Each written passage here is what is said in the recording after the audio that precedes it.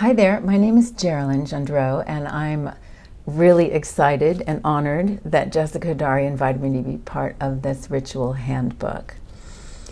I am an author, ghostwriter, and editor. I've been writing books for people for 20 years, 21, 22 years by now.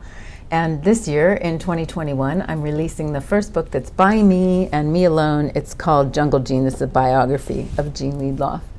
So I am really very interested in states of flow. As a writer, I know how much fun and easier it is to write. The writing just happens when I'm in a flow state. It literally feels like something opens up and the inspiration comes. I'm sure you've had this experience if you're a musician, if you're a painter. We all have access to flow states at times. What I've been very interested in for a very long time is how to access those states on a reliable basis. My career actually requires that I do so. So one of the things that I have discovered is that there is a way to create a container for the inspiration to come into. Now, a lot of people recommend highly that if you're wanting to find flow states, that you create disciplines in your life. For example, many writers sit down at their desk at the same time. That's not the kind of person I am. However, I have found any number of different ways to get the creative flow going and sustained. I do have to remember when to stop because I can go too far. I think most people can, and then you're burned out for several days. I mean, flow states are very high state and very energizing because your brain is just on all cylinders and your body's involved, and it's really very beautiful. And it can be exhausting the next day. There's no point in staying up all night if you're going to be flat out the following day. So I do keep that in mind when I get into flow states. So this practice, I call it getting in cahoots with your muses. There's 3 parts to it. You can customize it any way you like. Maybe they're not muses to you, they're angels or your guides or the devas. Really what we're tapping into is the vast unconscious. The part of us that is connected with everything, that knows everything, that doesn't necessarily need to know everything, but has access to all wisdom, all understanding, all connections. We visit this place in the deepest stages of sleep. Every night that you sleep and you get all the way down into the deepest stage of sleep, below REM, when you're completely, this is when you'll sleep through a train coming through your living room when you're in the deepest stages of sleep. You lose yourself, you disappear into the oneness, and then when you come back, you're in REM sleep. So, point being, given that bedtime and sleep is such rich territory for your creativity, this is the way that I access it directly. And what I do is I formulate a question. It's good to pull out a journal and write this down so you can check it later. Often, late at night, we're already in a hypnagogic state, starting to drift by the time we get to bed. So I do recommend writing down your question. And then what you're going to do is send this question off to the muses. Now, I like to tie my little question in my mind's eye, so this is in the imaginal realms. I'm rolling up my question on a little piece of soft paper and tying it around the leg of my homing dove. Not a pigeon. I don't like the way they sound. The homing dove with that sweet cooing sound.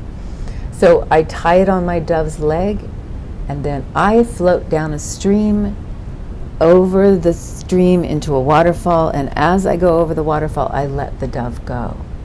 So you may want to have your message on an arrow.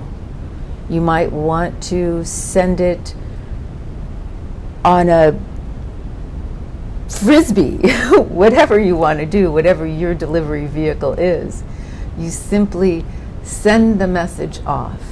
So you can also customize and do something other than a stream. I happen to love lying down in moving water. So my visualization consists of writing down my question, rolling it up and tying it around the leg of my dove, laying down. So do this when you're laying in bed. After you've written your question, you're laying in bed and you're imagining, loading however you're going to send your message off. Maybe you're going to put it in a bottle and toss it into the river when you go over. It doesn't matter. What matters is the intention to surrender your question, your dilemma, to the one light mind where the answers are, and be open to receive them the next day, which is part of why it's important to write it down. So you lie on your bed, I lie on my bed.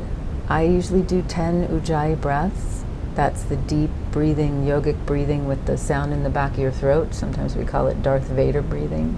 So you're breathing.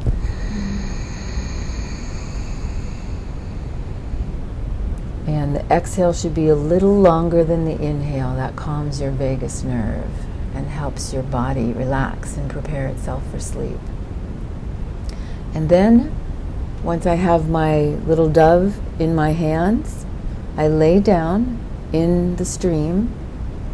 The dove will sit on my chest or whatever. It's imaginal realm, so you can make it work, whatever way it works. I lay in the stream.